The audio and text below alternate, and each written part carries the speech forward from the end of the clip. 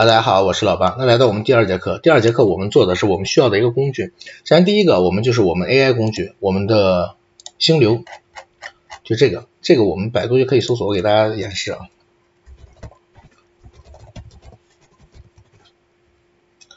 啊。第一个就是，好吧。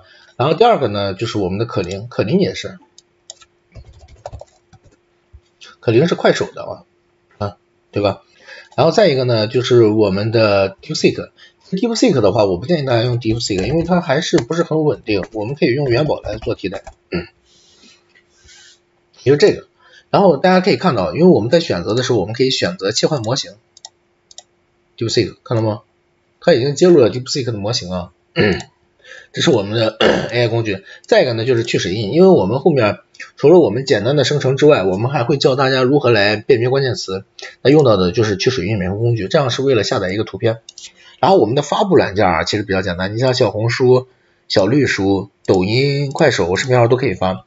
视频的话，你就发到这3个平台，然后图片的话就发到这2个平台，好吧？这就是我们用到的一个工具啊。